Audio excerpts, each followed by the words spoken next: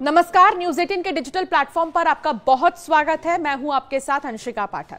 दक्षिणी ईरान के एक बंदरगाह में शनिवार को भीषण विस्फोट हुआ और आग लग गई। ये जो तस्वीर आप देख रहे हैं, ये इसी बंदरगाह की है जहां आग लगी और आग की लपटें दूर दूर से नजर आ रही थी। यही नहीं, बल्कि जो शीशे आग लगने की वजह से टूट गए वो कई दूर तक बिखरे हुए नजर आए। कई किलोमीटर दूर तक जो है ये चीजें नजर आ रही थी। ये विस्फोट कथित तौर पर मिसाइल फ्यूल बनाने में इस्तेमाल होने वाले रासायनिक कंपोनेंट्स की खेप से जुड़ा हुआ था। इस विस्फोट में 14 लोगों की मौत हो गई है। आंकड़े बढ़ भी सकते हैं। करीब 700 से भी ज्यादा लोग जो हैं घायल हुए हैं। विस्फोट के कुछ ही घंटों बाद हेलीकॉप्टर आग पर काबू पाने के लिए पानी की बौछार करते नजर आए। शाहिद राजाई बंदरगाह पर विस्फोट ऐसे समय हुआ जब ईरान और अमेरिका शनिवार को ओमान में तेहरान के तेजी से बढ़ते परमाणु कार्यक्रम पर तीसरे दौर की वार्ता के लिए मिले थे। हालांकि ईरान में किसी ने भी ये नहीं कहा कि यह विस्फोट किसी हमले के बाद हुआ है। यहां तक कि बातचीत का नेतृत्व कर रहे ईरानी विदेश मंत्री अब्बास अराक्ची ने भी बुधवार को स्वीकार किया कि वैध प्रतिक्रिया के वास्ते उकसाने के लिए तोड़फोड़ और हत्या के प्रयासों की पिछली घटनाओं को देखते हुए हमारी सुरक्षा सेवाएं हाई अलर्ट पर हैं। ईरान के गृह मंत्री एस्कंदर ने सरकारी टेलीविजन में एक इंटरव्यू में हताहतों की संख्या बताई है, लेकिन बंदर अब्बास के ठीक बाहर आग लगने के कारणों के बारे में बहुत कम जानकारी है, जो शनिवार रात तक जलती रही। इसके कारण अन्य कंटेनरों में भी विस्फोट होने की खबर है। सुरक्षा कंपनी ने बताया कि बंदरगाह में कथित तौर पर मिसाइल ईंधन के लिए रसायन लाया गया था। सरकार की प्रवक्ता फतेमेह ने बताया है कि विस्फोट के कारण का पता लगाने में अभी समय लगेगा। उन्होंने कहा कि जब आग पूरी तरह से बुझती है, जब तक नहीं बुझती तब तक सटीक कारण का पता लगाना मुश्किल है, यानी कि आग बुझने का इंतजार किया जा रहा है।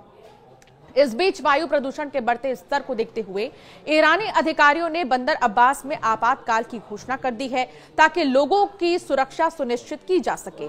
बंदरगाह पर मार्च में सोडियम परक्लोरेट रॉकेट ईंधन की खेप आई थी। ये ईंधन चीन से 2 जहाजों द्वारा ईरान भेजे गए खेप का हिस्सा है, जिसके बारे में जनवरी में फाइनेंशियल टाइम्स ने पहली बार खबर प्रकाशित की थी। इस ईंधन का उपयोग ईरान में मिसाइल भंडार को एक बार फिर स्थापित करने के लिए किया जाना था, जो गाजा पट्टी में हमास के साथ युद्ध के दौरान इजराइल पर सीधे हमलों के कारण खत्म हो गया था। एम्ब्रे ने कहा कि यह आग कथित तौर पर ईरानी बैलिस्टिक मिसाइलों में उपयोग के लिए भेजे गए ठोस ईंधन की खेप को ठीक तरीके से नहीं रखने की वजह से हुआ है। जहाज ट्रैकिंग डेटा के अनुसार माना जा रहा है कि रसायन ले जाने वाले जहाजों में से एक जहाज मार्च में इस क्षेत्र में था। जैसा कि एम्ब्रे ने कहा, ईरान ने खेप पहुंचने की बात स्वीकार नहीं की। संयुक्त राष्ट्र में ईरानी मिशन ने शनिवार को टिप्पणी के अनुरोध का जवाब नहीं दिया। ये साफ नहीं है कि ईरान ने बंदरगाह से रसायनों को क्यों नहीं हटाया होगा। विशेष रूप से 2020 में बेरूत बंदरगाह विस्फोट के बाद सैकड़ों टन अत्यधिक विस्फोटक अमोनियम नाइट्रेट के प्रज्वलन के कारण हुए उस विस्फोट में 200 से भी ज्यादा लोग मारे गए थे। 6000 से ज्यादा लोग घायल हुए थे। शनिवार को शाहिद रजाई में हुए विस्फोट की सोशल मीडिया फुटेज में विस्फोट से ठीक पहले आग से लाल रंग का धुआं उठता हुआ दिखाई दिया है। इससे पता चलता है कि विस्फोट में कोई रासायनिक यौगिक शामिल था। सोशल मीडिया पर वीडियो में धमाके के बाद काला धुआं निकलता हुआ भी दिखाई दिया। अन्य वीडियो में विस्फोट के केंद्र से कई किलोमीटर या मीलों दूर इमारतों के शीशे उड़ते दिखाई दिए। गृह मंत्रालय ने कहा कि उसने घटना की जांच शुरू कर दी है। आपको बता दें कि ईरान और अमेरिका के बीच तेहरान के तेजी से आगे बढ़ते परमाणु कार्यक्रम को लेकर चली तीसरे दौर की वार्ता शनिवार को खत्म हो गई। ओमान की राजधानी मस्कट में हुई इस वार्ता में कई गंभीर मुद्दों पर गहन चर्चा हुई। दोनों पक्षों ने भविष्य में फिर से मिलने का वादा किया है। वार्ता के दौरान कुछ सकारात्मक संकेत मिले हैं, हालांकि कई बड़े मुद्दों पर मतभेद अब भी कायम है। इसी दौरान दक्षिणी ईरान के बंदर अब्बास पोर्ट पर भीषण विस्फोट ने हलचल मचा दी है, जिसने वार्ता की गंभीरता के बीच माहौल को और तनावपूर्ण बना दिया। जानकारी के अनुसार ईरान के विदेश मंत्री अब्बास अराक्ची ने वार्ता के बाद कहा कि दोनों पक्षों ने पूरे दिन लिखित बिंदुओं का आदान प्रदान किया और इस बार बातचीत पहले के मुकाबले कई अधिक गंभीर और केंद्रित रही है। अमेरिकी मध्यस्थ स्टीव विटकॉफ से जुड़े सूत्र ने भी बातचीत के समाप्त होने की पुष्टि की है।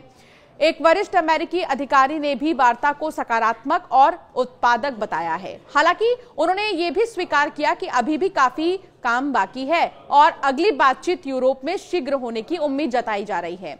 ओमान के विदेश मंत्री बदर अल बुसैदी ने भी बातचीत के सकारात्मक परिणामों की ओर इशारा करते हुए कहा कि दोनों पक्षों ने आपसी सम्मान और स्थायी प्रतिबद्धताओं के आधार पर एक समझौते की साझा आकांक्षा को पहचाना है। उन्होंने बताया कि मूल सिद्धांतों, उद्देश्यों और तकनीकी चिंताओं पर चर्चा हुई। अगली उच्च स्तरीय बैठक की अस्थायी रूप से 3 मई को योजना बनाई गई है। इससे पहले मस्कट और रोम में भी इसी तरह की 2 दौर की वार्ताएं हो चुकी हैं। परमाणु वार्ता का मकसद ईरान के परमाणु कार्यक्रम को सीमित करना और इसके बदले उस पर लगाए गए कड़े अमेरिकी प्रतिबंधों को हटाना है। गौरतलब है कि 2015 में हुए परमाणु समझौते से अमेरिका के तत्कालीन राष्ट्रपति डोनाल्ड ट्रंप ने 2018 में एक तरफा तरीके से खुद को अलग कर लिया था, जिससे क्षेत्र में तनाव बढ़ गया था। इस बार ट्रंप ने वार्ता में प्रगति की उम्मीद जताई, लेकिन ये भी चेतावनी दी कि अगर समझौता नहीं हुआ तो सैन्य कार्रवाई का विकल्प खुला रहेगा। तो वहीं ईरानी जनता भी आशावादी है कि वार्ता से कुछ सकारात्मक परिणाम निकल सकते हैं और ईरान की आर्थिक स्थिति में सुधार हो सकता है। फिलहाल निगाहें टिकी हुई हैं इस विस्फोट के बाद, कैसे जो वहां के हालात हैं उन्हें कंट्रोल में किया जाएगा। तो दूसरी तरफ ईरान और अमेरिका की जो वार्ता है वो अब तक तो सकारात्मक रही है, लेकिन जब चौथे दौर की बातचीत होगी तो उसमें किन बिंदुओं पर बातचीत किया जाएगा, इस पर भी नजरें बनी हुई हैं। आपका क्या मानना है इस मामले पर, हमें जरूर कॉमेंट कर बताएं।